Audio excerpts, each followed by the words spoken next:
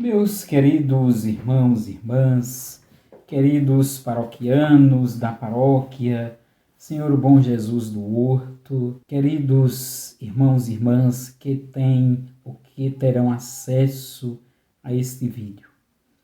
Hoje vamos dar um passo à frente sobre o segundo artigo do Credo, creio em Jesus Cristo.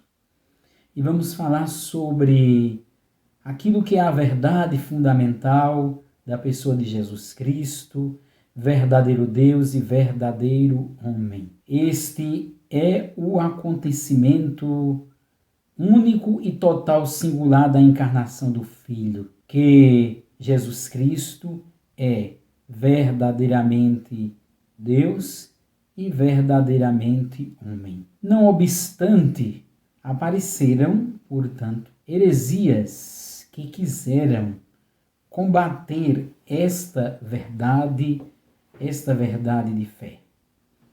E Jesus Cristo, verdadeiro Deus e verdadeiro homem, faz parte da doutrina, faz parte do que chamamos do dogma cristológico que a Igreja defende desde todos os séculos.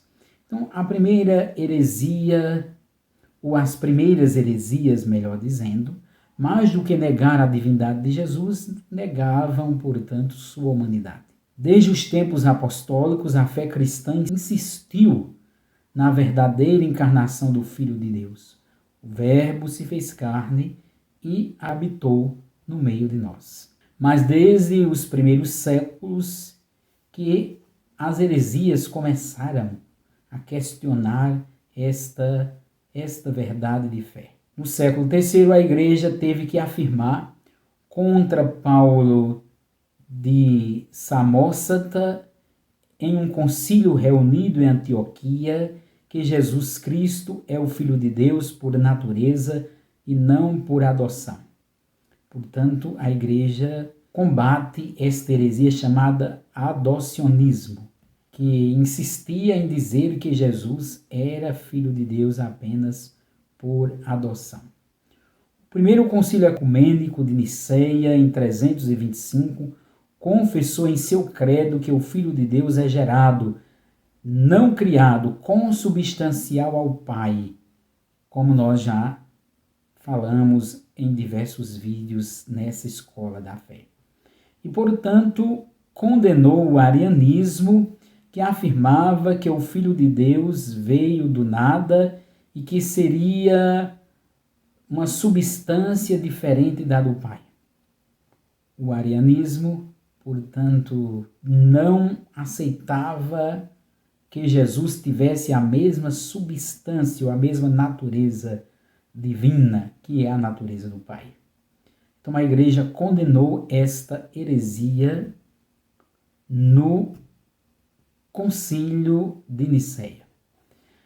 A heresia nestoriana, que dizia que Maria, ela não era, portanto, a mãe de Deus, ou a mãe de Jesus Cristo, que é Deus, mas que Maria era apenas a mãe de Jesus, homem. Então, no Concílio de Éfeso, em 431, a Igreja afirmou esta verdade de fé. Maria é, portanto, mãe de Deus. Jesus é Deus e Maria, portanto, é mãe de Deus. Havia também uma heresia chamada os monofisistas, que afirmavam que a natureza humana tinha cessado de existir como tal em Cristo, ao ser assumida por sua pessoa divina de Filho de Deus. É que quando Jesus assume a natureza divina, a natureza humana havia, portanto, cessado, chamada de monofisista. Então a Igreja, no Concílio Ecumênico de Calcedônia, em 451, condenou, portanto, esta heresia. Depois do Concílio de Calcedônia, alguns fizeram da natureza humana de Cristo uma espécie de sujeito pessoal.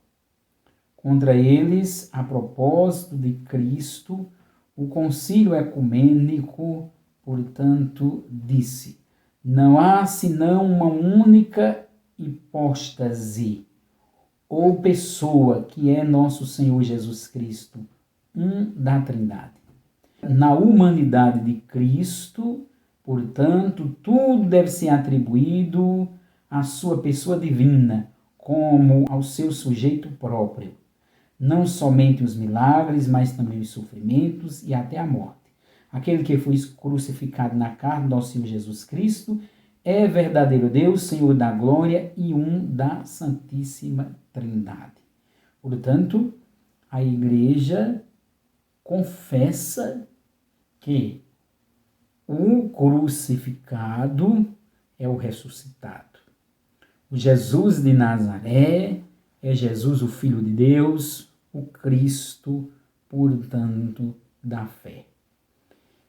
E, sendo um da Trindade, o Senhor é uma pessoa, Jesus é uma pessoa, mas com duas naturezas, a natureza humana e a natureza divina, verdadeiramente Deus e verdadeiramente homem. Também o catecismo da Igreja entra numa discussão que, tendo sua origem no concílio, no sexto concílio ecumênico, é uma discussão que na teologia, vamos dizer, moderna, essa discussão volta, é a pergunta pela consciência de Jesus, pela vontade de Jesus, mas que já é uma pergunta lá do concílio, do sexto concílio ecumênico. Cristo possui duas vontades e duas operações, a operação divina e a operação humana, não opostas, mas cooperantes. De sorte que o Verbo feito carne quis assumir a humanidade na obediência a seu Pai em tudo, exceto, claro, que a humanidade de Jesus não assumiu, portanto, o pecado. Então, a vontade humana de Cristo segue sua vontade divina, sem estar em resistência nem em oposição em relação a ela, mas antes sendo subordinada a esta vontade toda poderosa.